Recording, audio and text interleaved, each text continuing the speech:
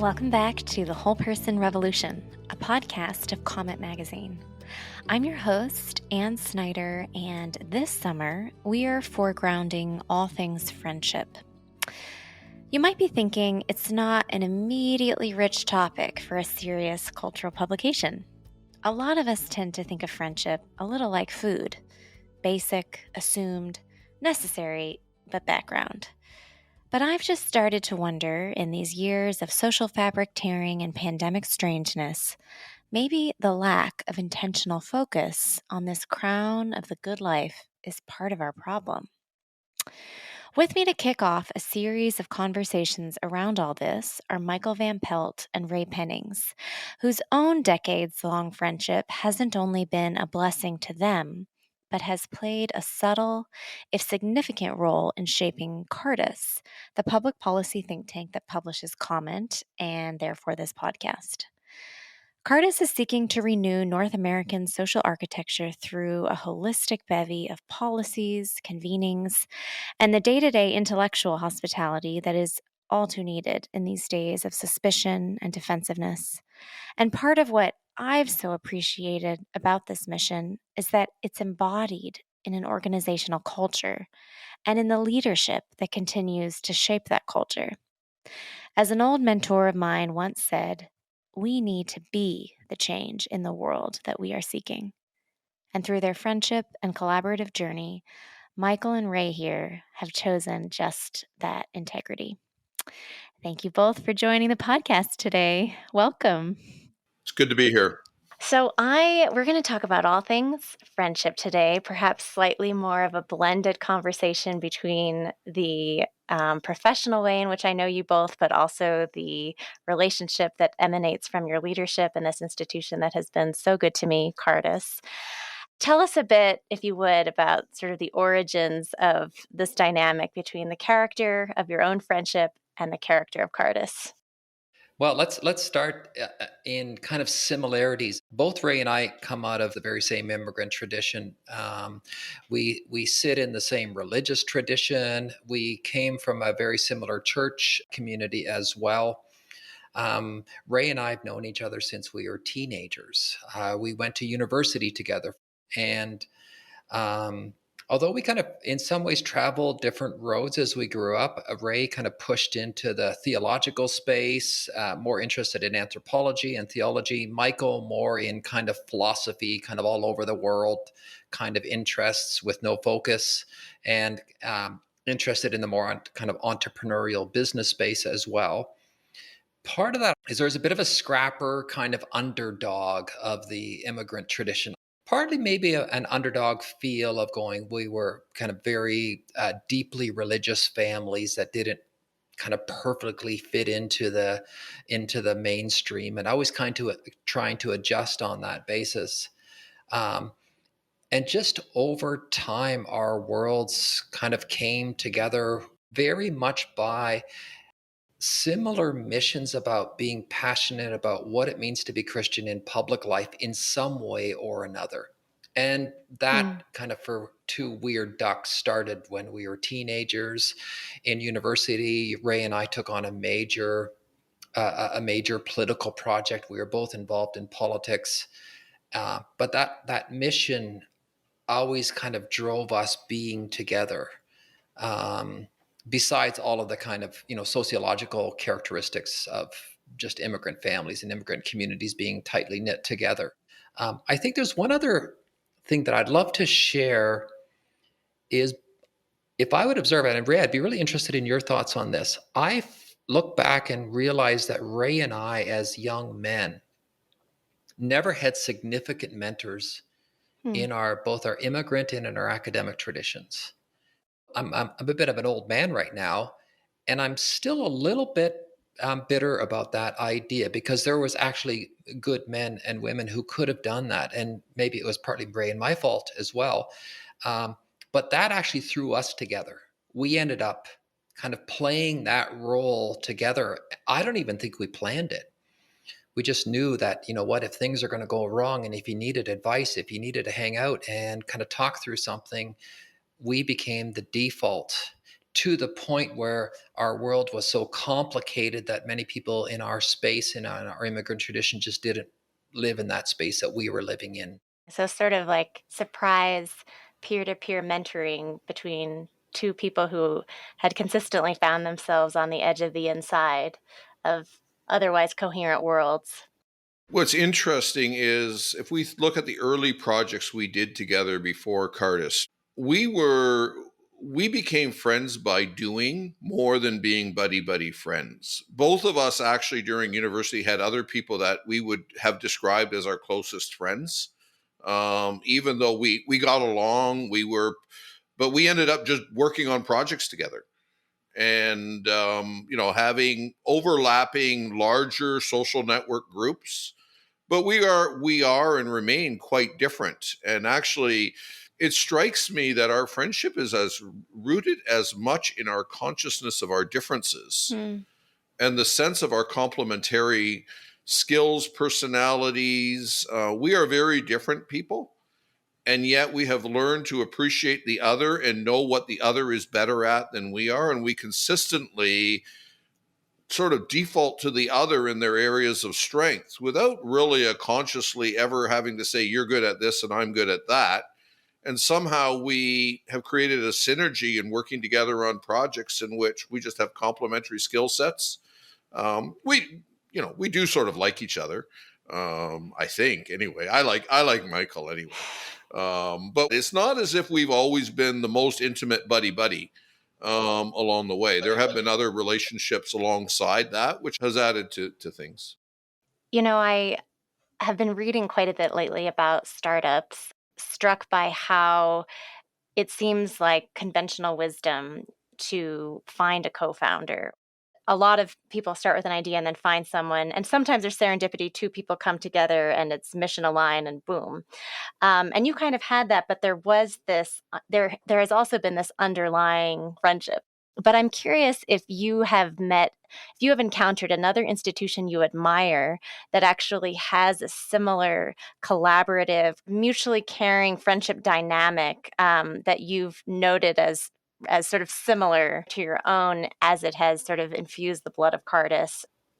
I was working with the Christian Labor Association of Canada during the 90s and the decade preceding Cardus. And what I learned there, it was a relatively small organization when I was there, and had learned about its history being not among two, but half a dozen or so people who clearly had grown very closely together in the process of building something from scratch, and recognized the teamwork, the complementariness that was there.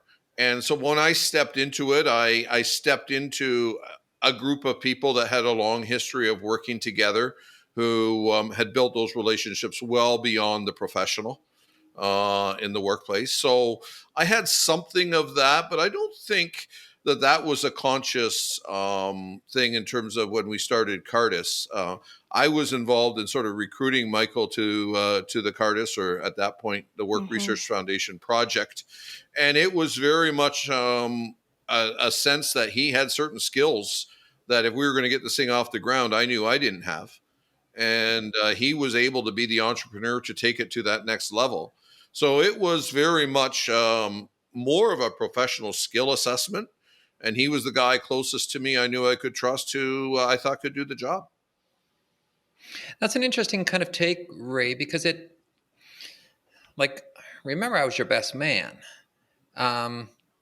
So there was huge kind of relational dynamics that were assumed in all of that kind of professional decision that may be more assumptive than kind of intellectually and kind of job description like kind of assessed. And your question is a really, really interesting one, because beyond Cardus, I've consulted for hundreds of organizations, and maybe this is my own kind of preoccupation with myself, but I actually observe more organizations in the opposite way, rather than in the kind of this friendship that formed nearly like a dual leadership kind of area. Two men, both very competitive, strong kind of personalities, kind of all in some ways demanding profile. I don't mean that in a negative way, but just by a bit of character sense, sometimes overconfidence, but not all the time. Just that type of personality coming together. I don't see a lot of that, but I found it the longer we've been doing this, the longer we've been building this friendship, and at the same time building an organization. There is this kind of weird providential dynamic to it, because when you have co-founders that are actually friends and that are actually at pretty senior leadership capacity levels, it somehow informs what a future leadership model might look like as well.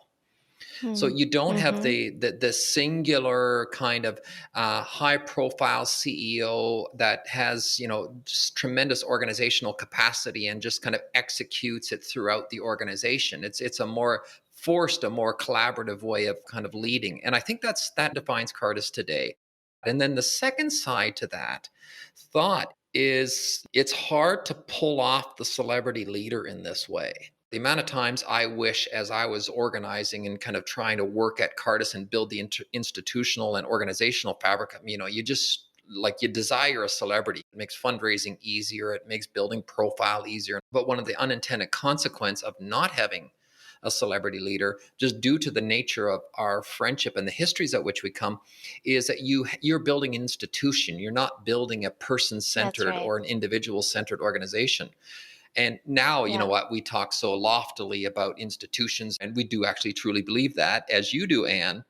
But that was a wonderful benefit to this relationship that has actually a structural impact on the organization as well. That's very well said and very unique and very rare to find, at least in the American context. Were there any moments in the first few years where you honestly didn't know whether Cardus would be around in a month or a year? And if so, how did you kind of navigate that terrain as friends leading this venture? The reality is that, neither Cardus was sort of born out of a shared sense of mission. We both had been involved in politics and in other organizations as well. And there was a sense that a Christian think tank in Canada was a missing part of the infrastructure. We were articulate about that. We also could name you 10 think tanks, and we could tell you everything about why we did not want to be exactly like each one of them. So there was a sense in which we had models, but we knew what we wanted to avoid as much as what we wanted to do. We committed to each other. We didn't really make a big deal about it, but we knew we had, the deal was I'd raise $100,000. Michael'd quit his job. As soon as we had enough to go forward, we would. And we basically committed to 5 years. If either of us had taken a different job, and we were in the relatively privileged position of being headhunted on a pretty regular basis. We were both in our early 30s and had a bit of a track record of success in our respected field. So headhunters came knocking on our doors on a pretty regular basis. So I think there was this sense of trust that if either of us left, and there was nothing written, there was nothing definite, but if either of us left, the other would have been left hanging. We both knew that. And we also had committed that if it wasn't going to work within 5 years, we were going to bury it.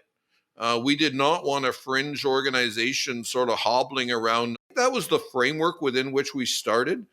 We joked even up until just a few years ago that we never really knew we were going to be in the black until December 20th or later. If we could do it, if we could celebrate the confidence of being in the black by the Christmas party, we were excited.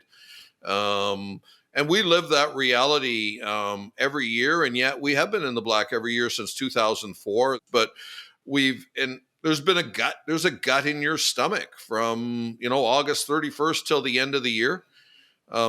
That's where we're blessed with very different personalities. Michael lives that angst a little differently than I'm a little more of the glass half full guy.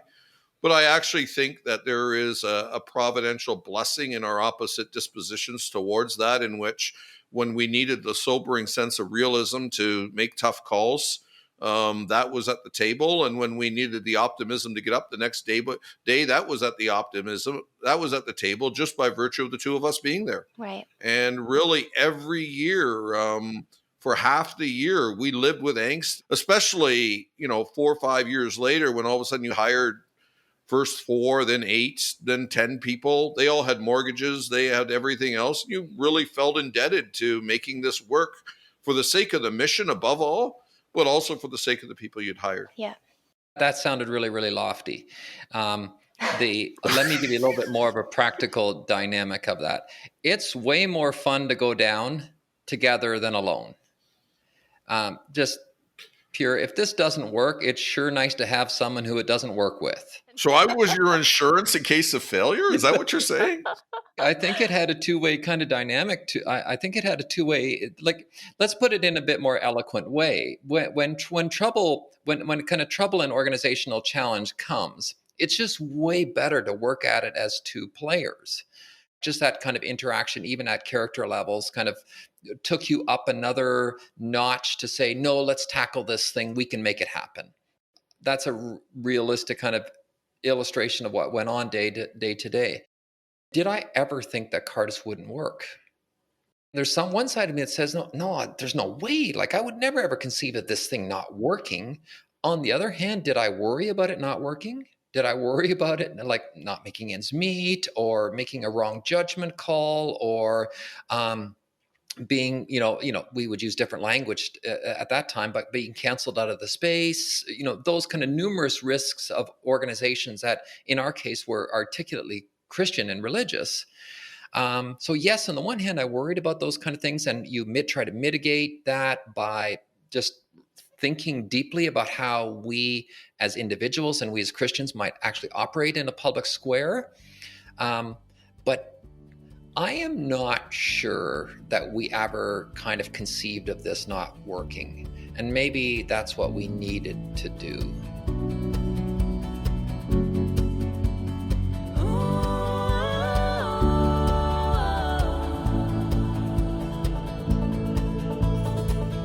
I want to talk a bit more specifically about Cardus. Over the last couple of years of COVID in particular, and a lot of political tumult and sort of radical polarization in the U.S. context, I've spoken with quite a few institutional leaders, including many Christian ones, who just feel so discouraged and kind of express a great disillusionment with their ability to change culture insofar as that's what they were trying to do at a magazine, at a think tank, at some nonprofit. And one person even said, I don't think I believe in institutional change anymore. I just believe in small circles of friends meeting regularly over time. And I think that's all we can bank on. That's all I'm going to invest in henceforth, because everything else feels, it was a very ecclesiastical statement, like everything else feels like it's just a bunch of pomp and circumstance, but nothing ripples out to the broader culture. And I've always sensed that both of you kind of reject that despair, and also the dichotomy between the human and the humane, and sort of policy and kind of institutional, formal, official ways of thinking and speaking. I'll start with what is probably predictably a little bit of a theological perspective on this. We live in the now, but the not yet. On the one hand, Christ is on the throne. We are confident of the outcomes, even though we don't know exactly what that looks like. And so I think fundamentally a Christian approach to public life is a fundamentally optimistic one. That reflects my own eschatology and everything else. And yet I live in the here and now and have to deal with all of the messiness and brokenness of life. And I don't experience the riches of the redemption that is there. I have to wait, but I have to in obedience go looking. The second thing that I think is absolutely fundamental to public life today is our anthropology and our understanding of the human person. The imago Dei, the image of God in everyone. And that includes my political opponents. It's easy to talk about the image of God when we, see a beautiful baby and, we ooh and ah about the wonders of life and something beautiful happens. The challenge of seeing the image of God is when somebody has just, done you bad. The challenge of is seeing in your political enemies and seeing the people who are being unfair. to recognize there that the first thing I still need to see in that person about whom I have all sorts of nasty thoughts, and I'm a Calvinist, I'm capable of all the totally depraved, nasty thoughts that anybody else is. But I still need to remind myself that as a Christian in the public square, the first thing I need to see is the Imago Dei. There is someone who can be the object of God's redemption in the same way as I am. And you have to be intentional. That's not a natural. I don't wake up in the morning and naturally think that about everyone. But when I find, I try to catch myself when I'm not thinking that, remind myself.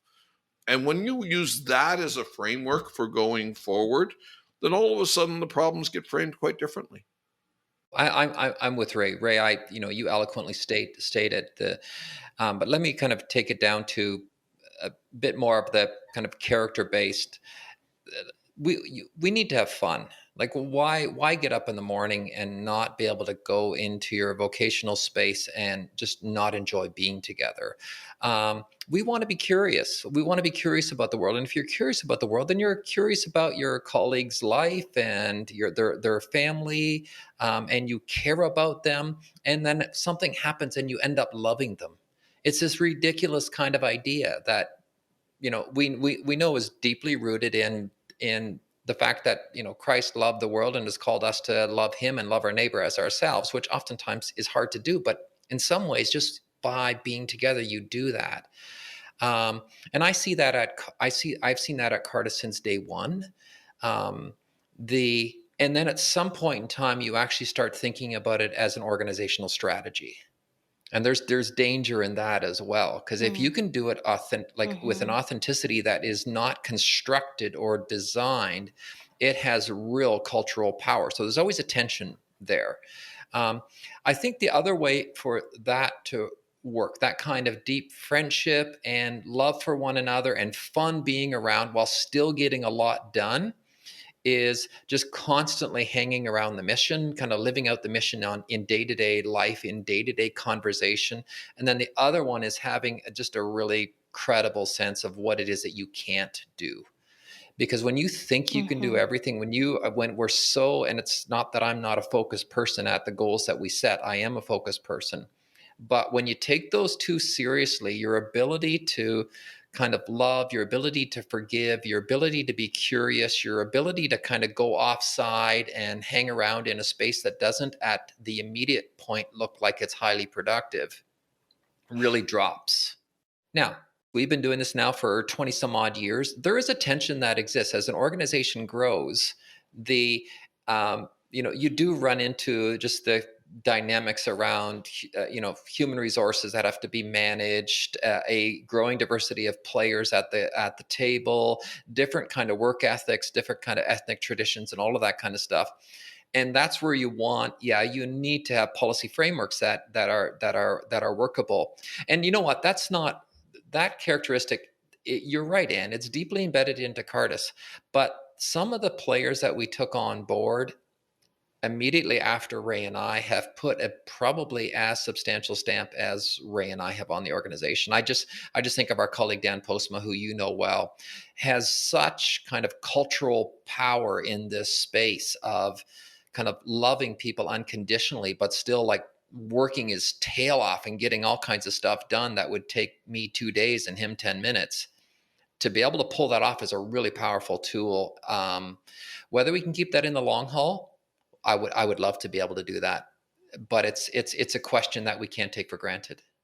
Let's drill down on that a little. I am always really interested in this question of cultural transmission and kind of acculturation when you're welcoming new people into an existing organism. When I did this little book some years ago about the character of a variety of institutions, the sort of consistent and I think very legitimate critique I got was that I hadn't focused sufficiently on the personality of a leader.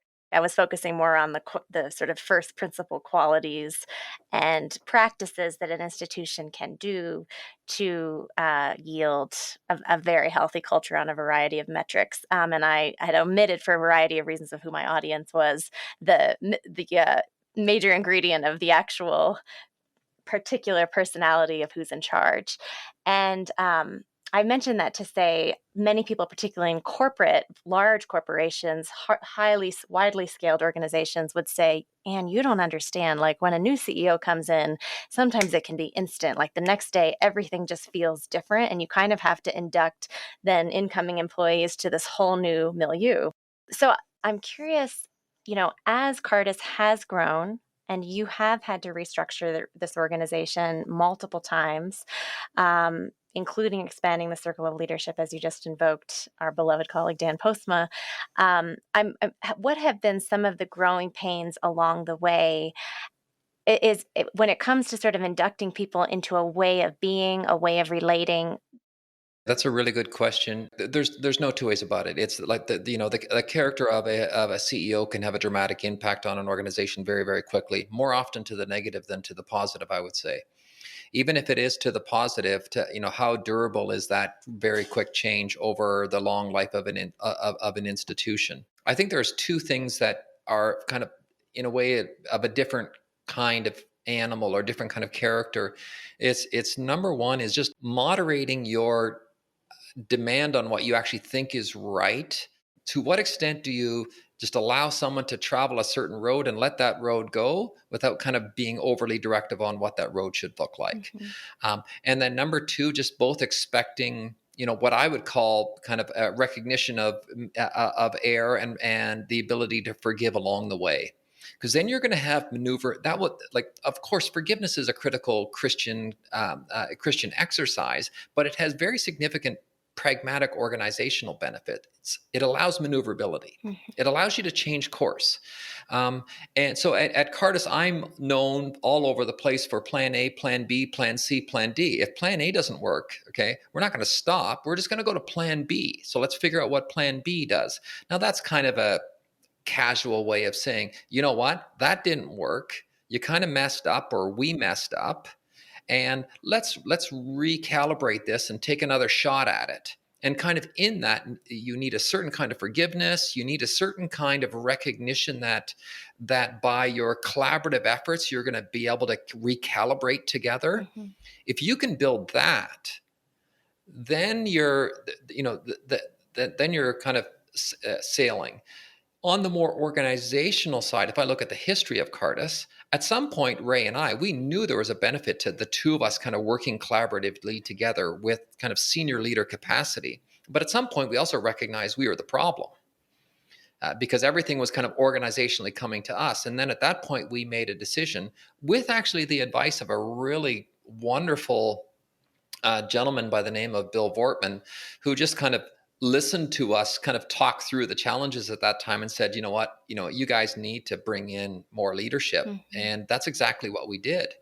And we moved from a management team of 2 to a management team of 4. That was a spectacular move. And it helped Cardus grow in a substantial way. And now we have a leadership team of 5. And again, we're kind of reorganized.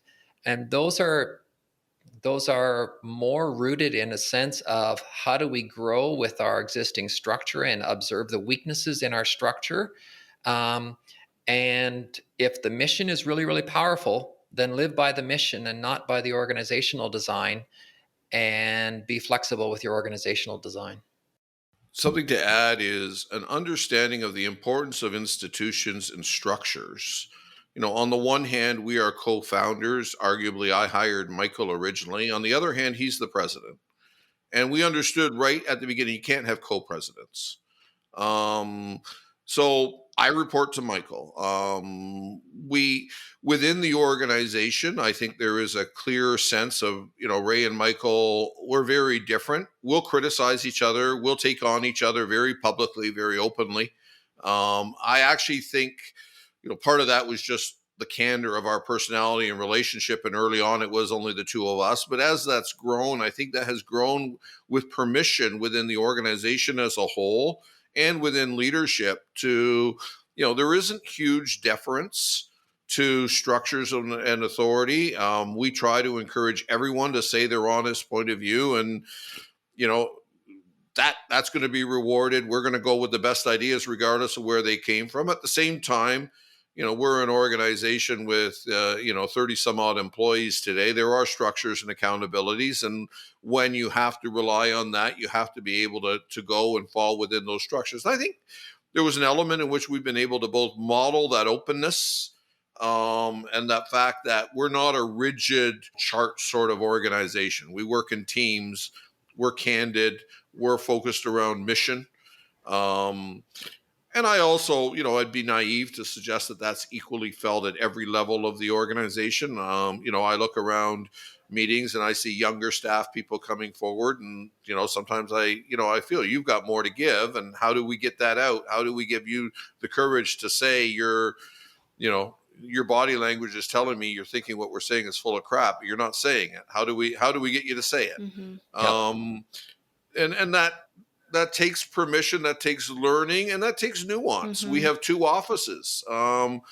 There's a different feel in each of the office that's based on the mix of the personalities in those offices. And it would be foolish for us to try to make them identical, and say, well, there has to be one Cardus culture. No, there isn't. It's quite okay for Ottawa to have a little different of a feel than in Hamilton. When you're in the office, you have no doubt about which office you're in, by the voices that are there and the way it's conducted. And yet each has its own, I think, quite healthy culture.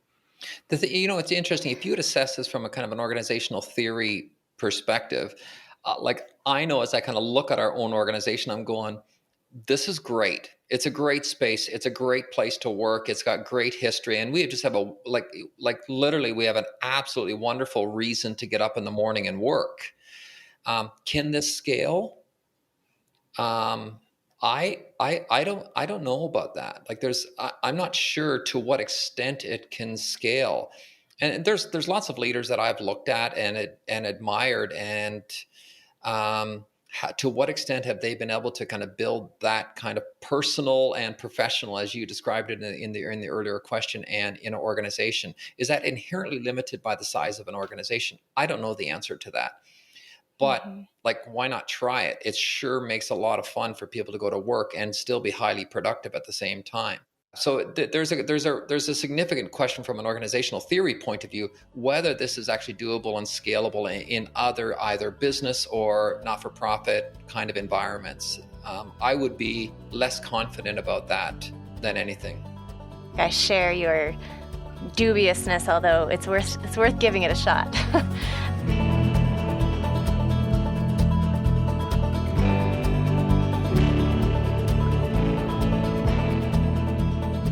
Though I'm part of Cardus, I live in the U.S., and I have been in a national faith institutional milieu that has been besieged by scandal in many ways. There is a notable pattern of circles of mostly men, although not exclusively, in positions of leadership not being accountable to anyone else, and some rot has ensued. This is largely in the more specific church context, although it has its parachurch organizational manifestations as well. I want to get at this inside-outside dynamic as it pertains to your own friendship. No friendship survives in a vacuum. We have accountability as individuals, but in some ways, friendships in their own funny, often undiagnosed way are watched and are shaped by outside forces, especially those that yield public work in the world and that are collaborative as yours are. Part of my admiration for you both, of course, is embedded in each of your individual character.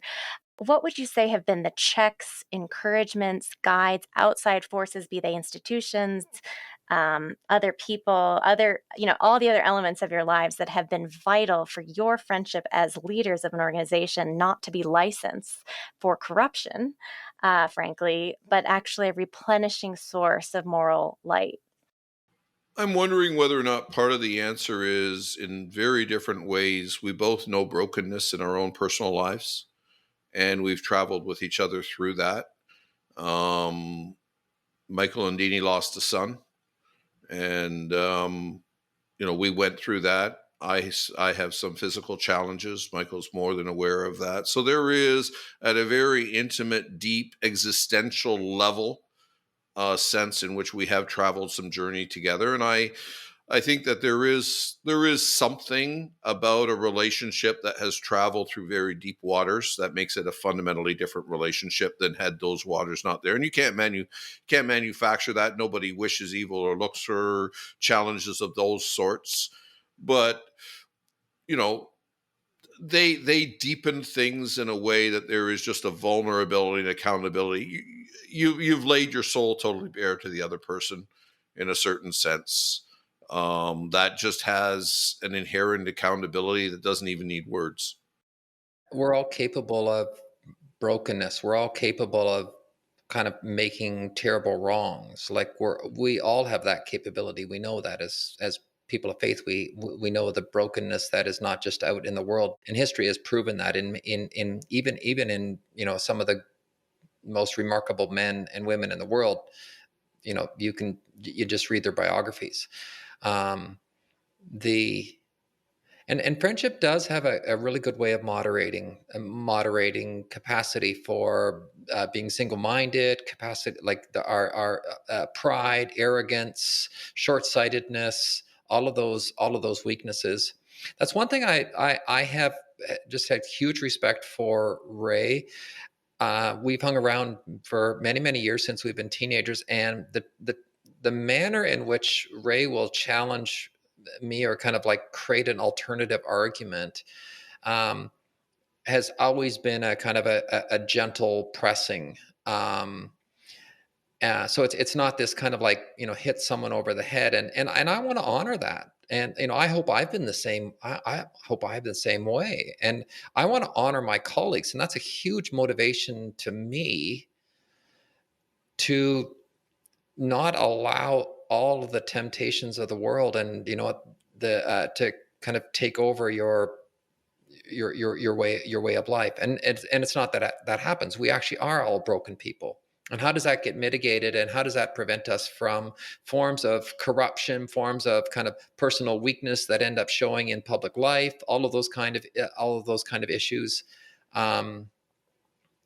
There is no two ways about it, and that a friendship that's rooted in our case of a religious commitment to try really hard to love God and our neighbor, like really hard, and it's hard to do that.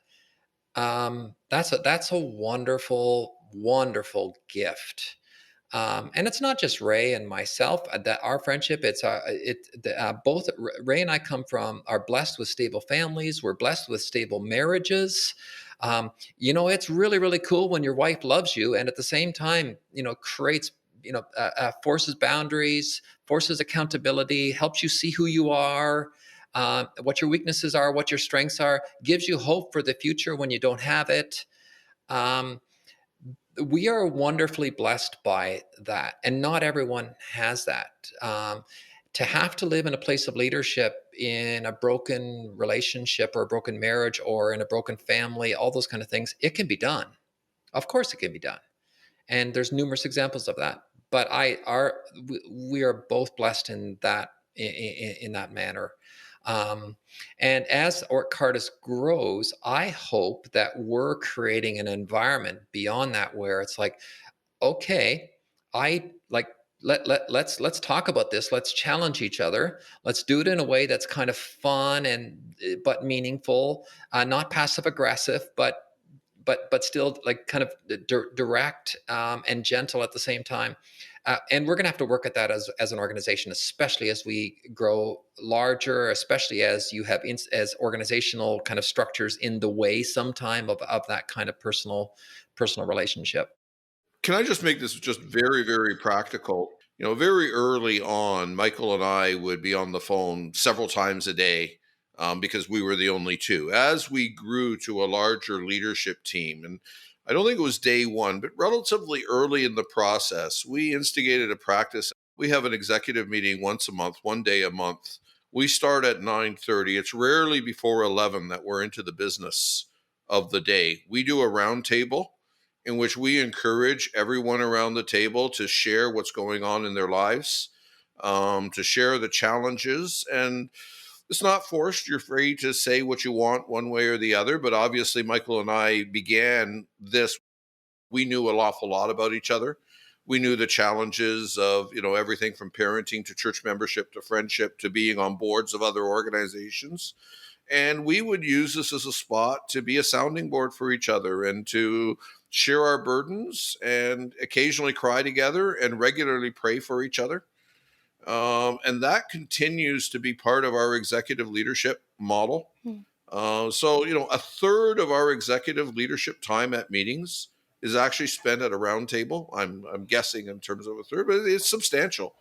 A round table in which, and it varies sometimes, things are going well and you got nothing to share, but inevitably you put 5 people around the table and there's something messy going on in one of our lives. And there's a space where you're free to share that. Yeah.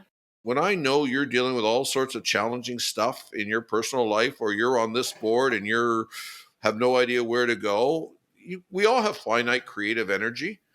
Guess what? When, next Thursday afternoon, you promised me something and it's fairly important and it's not coming together. Number one, I know to ask. And okay, are we going to be able to do this? Can I help? I know to ask in a timely way. I can come alongside. I can encourage. There is something about the transparency of that vulnerability that actually isn't just a personal thing. It has an organizational impact. And I would argue a huge organizational impact that most people underestimate.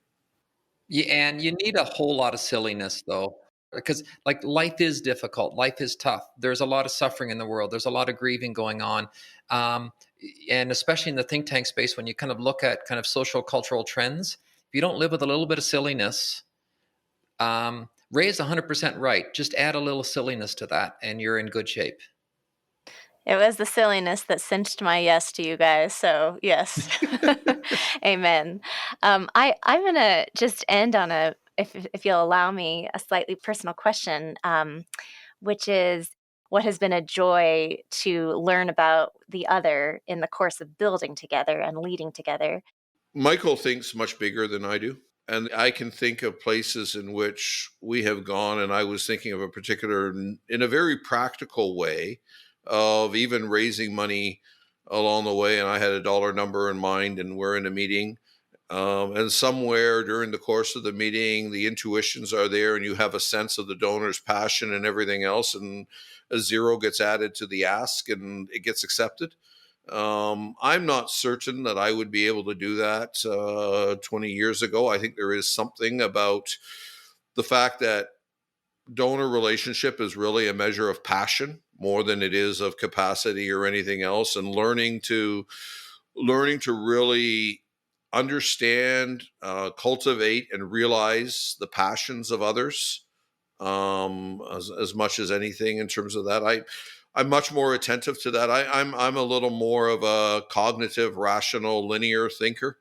Michael is much more in terms of the aesthetic and in terms of a little more, a broader range of things. But I think he has brought an understanding to me, at least, in terms of how to read other people. And there's times when he's not in the room, but there's still things that, okay, I know what Michael would do here, and I do it, and it works. That is so interesting, Ray, that you brought that up, because in my mind it was going another way, and so I'm an intellectual explorer. I always had kind of an interest in philosophy. I'm always willing to look at an idea and that kind of stuff. And there's sometimes a cost to that in terms of your basic rooting. Over kind of the 30 some odd years or more that I've known Ray has a deep, deep theological anchor that has a spiritual flourishing to it. It's not a kind of rigid. It's very, very thought through. It's very, very historic, and I trust that theological kind of spiritual anchor. And I do that as a person. I do that as Michael, but I also do that as an organization. And I think that's a powerful gift that Ray's been able to give to me.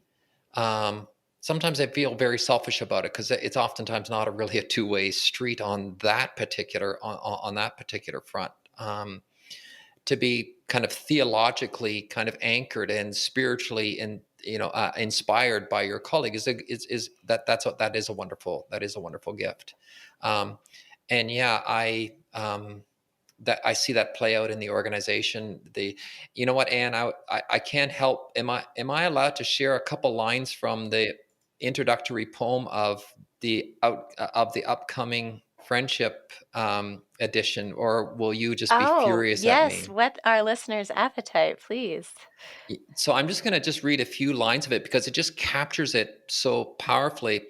And I'm actually just going to grab a few lines because then it will force everyone to actually read the whole poem itself. Lying, thinking last night how I find my soul a home where water is not thirsty and bread loaf is not stone. I came up with one thing, and I don't believe I'm wrong, that nobody can make it out here alone. And then it kind of goes on to the end, and this is a little bit of a lean into the kind of what Cardus is all about and why I get up in the morning. I think why Ray gets up in the morning on this front too is now if you listen closely, I'll tell you what I know. Storm clouds are gathering, the wind is gonna blow, the race of man is suffering, and I can hear the moan, because nobody can make it out here alone. Isn't that beautiful? Mm. Isn't that like just so right on? Mm-hmm. So nice poem, mm-hmm. nice poem to introduce friendship, Anne. Well, that is a credit to my wonderful Cardus colleagues. It's really a joy to talk to you both. It's an even deeper, longer joy for me to be grafted into the organization that is inspired and I think informed in many ways by your friendship and by also each of your individual charisms. So thanks for welcoming me into it, and see you tomorrow. Thanks. Thank you so much.